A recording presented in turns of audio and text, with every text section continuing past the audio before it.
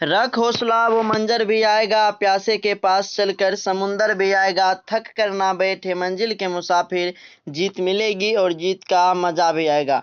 हाँ तो नमस्कार मेरे प्यारे साथियों, अगर आप भी इस वर्ष 2026 में क्लास 10th का एग्ज़ाम देने वाले हो तो इस वीडियो को शुरू से लेकर के अंत तक ज़रूर देखिएगा, क्योंकि आज के इस वीडियो में जो है हम हिंदी के जो है गद्य खंड के जो है 7वां चैप्टर हिरोशिमा के सभी वीवीआई ऑब्जेक्टिव क्वेश्चन को करेंगे, जो कि काफ़ी महत्वपूर्ण है। तो चलिए बिना देरी के जो है वीडियो को स्टार्ट करते हैं। तो आपका पहला प्रश्न है मेरे प्यारे साथियों कि चिंता जो है यह किसकी रचना है। यह प्रश्न 2024 की प्रथम पाली परीक्षा में पूछा गया है।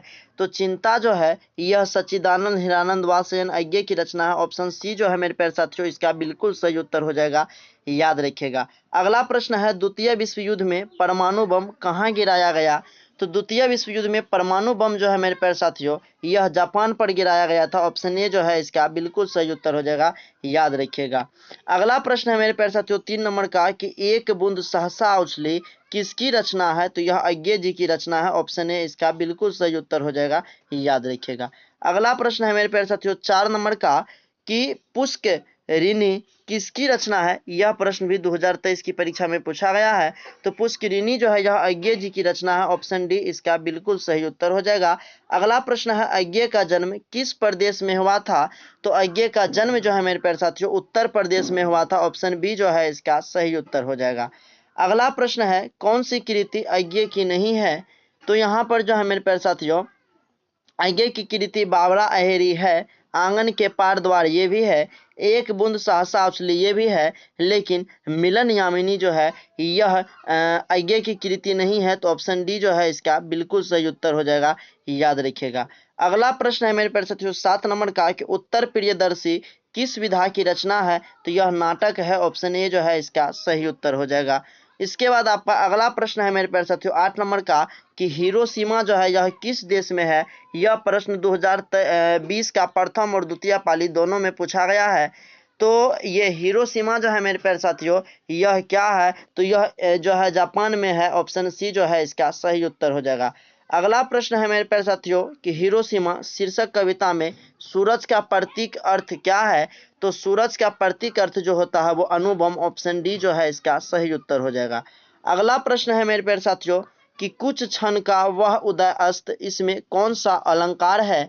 तो यहाँ पर जो है मेरे प्यारे साथियों विरोधाभास अलंकार है। ऑप्शन डी जो है इसका सही उत्तर हो जाएगा। अगला प्रश्न है मेरे प्यारे साथियों 11 नंबर का कि हिरोशिमा जो है यह शीर्षक कविता में वर्णित सूरज जो है वह कहाँ निकला। तो यह सूरज जो है नगर के चौक पर निकला। ऑप्शन बी जो है इसका सही उत्तर हो जाएगा। अगला प्रश्न है अय्यर के नाम से हिंदी साहित्य के इतिहास में कौन सा वाद जो है वह जुड़ा हुआ है। तो प्रयोगवाद जुड़ा हुआ है। ऑप्शन सी जो है इसका सही उत्तर हो जाएगा। अगला प्रश्न है कि कौन सी कृति अय्यर की है। तो यहाँ पर अरे या वर रहेगा याद यह कृति जो है यानी कि यह रचना अय्यर जी की है। ऑप्शन सी जो है इसका सही उत्तर हो जाएगा। अगला प्रश्न है मेरे प्यारे साथियों 14 नंबर का कि हिरोशिमा के कवि कौन हैं। यह प्रश्न 2023 की द्वितीय पाली परीक्षा में पूछा गया है।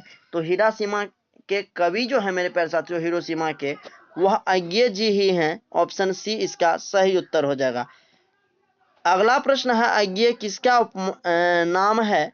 तो अय्यर जो है यह सच्चिदानंद वात्स्ययन का उपनाम है। ऑप्शन ए जो है इसका सही उत्तर हो जाएगा। अगला प्रश्न है धूप बरसी पर अंतरिक्ष से नहीं फटी। यह प्रश्न 2022 की प्रथम पाली में पूछा गया है। तो यहाँ जो है मिट्टी से। ऑप्शन सी जो है इसका सही उत्तर हो जाएगा। अगला प्रश्न है मेरे प्यारे साथियों 17 नंबर का कि अय्यर की निबंध कृति है। तो अय्यर की निबंध कृति जो है वह भवंती अंतरा और त्रिशंकु इनमें से सभी है। तो ऑप्शन डी जो है इसका बिल्कुल सही उत्तर हो जाएगा, याद रखिएगा। अगला प्रश्न है कि अय्यर की काव्य संग्रह है। तो अय्यर की काव्य संग्रह जो है मेरे प्यारे साथियों हरी घास पर क्षण भर, कितनी नावों में कितनी बार, आंगन के पार द्वार इनमें से सभी जो है इसकी काव्य संग्रह है। तो ऑप्शन डी जो है इसका सही उत्तर हो जाएगा, याद रखिएगा। अगला प्रश्न है मेरे प्यारे साथियों आपका 19 नंबर का कि अय्यर का निधन कब हुआ। तो अय्यर का निधन जो है यह 4 अप्रैल 1987 ईस्वी को हुआ। ऑप्शन सी जो है इसका बिल्कुल सही उत्तर हो जाएगा। याद रखिएगा। अगला प्रश्न है कि अज्ञे की माता जी का नाम क्या था? तो अज्ञे के माता जी का नाम व्यंती देवी था। ऑप्शन सी जो है इसका बिल्कुल सही उत्तर हो जाएगा। अगला प्रश्न है मेरे प्यारे साथियों 21 नंबर का कि शेखर एक जीवनी उपन्यास जो है यह किसकी रचना है? यह प्रश्न भी 2022 की द्वितीय पाली परीक्षा में पूछा गया है। तो यह उपन्यास जो है यह सच्चिदानंद हीरानंद वात्स्यायन अज्ञे जी क्या है? ऑप्शन बी जो है इसका बिल्कुल सही उत्तर हो जाएगा। अगला प्रश्न है कि अज्ञे का जन्म कब हुआ? तो अज्ञे का जन्म जो है वह 7 मार्च 1911 ईस्वी को हुआ था। ऑप्शन ए जो है इसका बिल्कुल सही उत्तर हो जाएगा। याद रखिएगा। मेरे प्यारे साथियों, अगर आपको वीडियो अच्छा लग रहा है तो प्लीज़ वीडियो को लाइक कर दीजिए, अपने दोस्तों में शेयर कर दीजिए। इसके बाद आपका अगला प्रश्न है मेरे प्यारे साथियों 23 नंबर का कि शेखर एक जीवनी अज्ञे की प्रसिद्ध है। तो यह जो है एक प्रकार का उपन्यास है। ऑप्शन बी जो है इसका सही उत्तर हो जाएगा। अगला प्रश्न है अज्ञे ने संपादन किया। तो अज्ञे ने जो है रूपाम्बरा, पुष्करणी, तार सप्तक इनमें से सभी का संपादन किया है। तो ऑप्शन डी जो है इसका सही उत्तर हो जाएगा। याद रखिएगा। अगला प्रश्न है मेरे प्यारे साथियों कि जापान के हिरोशिमा नामक नगर पर जो है अणु बम किसने गिराई थी? तो जापान के हिरोशिमा पर जो बम गिराई थी वो अमेरिका ने गिराया था। ऑप्शन ए जो है इसका सही उत्तर हो जाएगा। अगला प्रश्न है अज्ञे ने अपनी शिक्षा कहाँ तक ग्रहण की है? तो अज्ञे ने जो है अपनी शिक्षा जो है यह MA तक ग्रहण किया है। ऑप्शन सी जो है इसका सही उत्तर हो जाएगा। MA का मतलब हुआ मास्टर ऑफ आर्ट्स। याद रखिएगा। अगला प्रश्न है मेरे प्यारे साथियों 27 नंबर का कि अज्ञे का पूरा नाम है ना? यह प्रश्न 2019 का परीक्षा में पूछा गया है। तो सच्चिदानंद हीरानंद वात्स्यायन अज्ञे जी जो है इसका पूरा नाम हुआ। ऑप्शन बी जो है इसका सही उत्तर हो जाएगा। 27 का बी। अगला प्रश्न है अज्ञे के पिताजी का क्या नाम था? तो अज्ञे के पिताजी का नाम डॉक्टर हीरानंद शास्त्री था। ऑप्शन ए जो है इसका सही उत्तर हो जाएगा। अगला प्रश्न है मेरे प्यारे साथियों कि हिरोशिमा कविता जो है यह किसका चित्रण करती है? तो हिरोशिमा कविता जो है यह चित्रण करती है किसका? आधुनिक सभ्यता की दुर्दांत मानवीय विभाषिका का। ऑप्शन डी जो है इसका सही उत्तर हो जाएगा। अगला प्रश्न है मेरे प्यारे साथियों 30 नंबर का कि अज्ञे द्वारा रचित शाश्वती है। तो यह एक निबंध है। ऑप्शन बी जो है इसका सही उत्तर हो जाएगा। अगला प्रश्न है मेरे प्यारे साथियों 31 नंबर का कि कवि के अनुसार अणुबम है। तो कवि के अनुसार जो अणुबम है वह सूरज है। ऑप्शन बी जो है इसका सही उत्तर हो जाएगा। अगला प्रश्न है तार सप्तक का संपादन किया।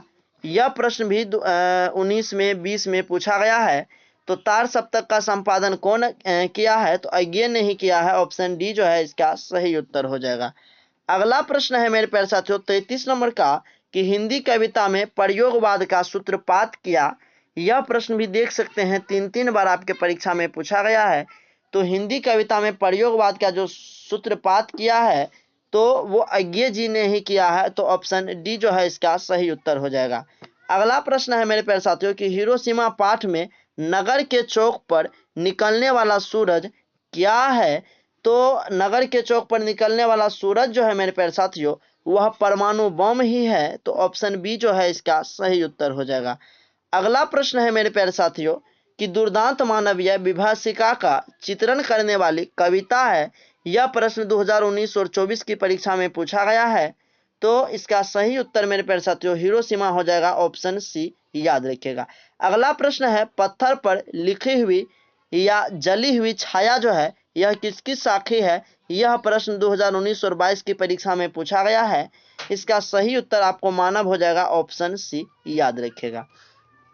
अगला प्रश्न है मेरे प्यारे साथियों 37 नंबर का जो कि इस चैप्टर का लास्ट प्रश्न है कि नदी के द्वीप किस कवि की रचना है?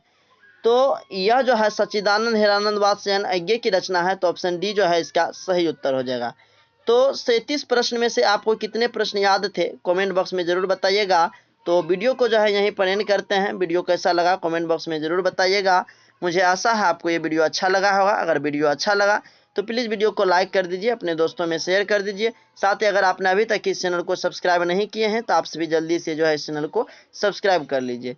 तो वीडियो को शुरू से अंत तक देखने के लिए आपका बहुत बहुत शुक्रिया। हृदय की गहराइयों से प्रेम पूर्वक आभार। मिलते हैं आपसे नेक्स्ट वीडियो में। तब तक के लिए बाय।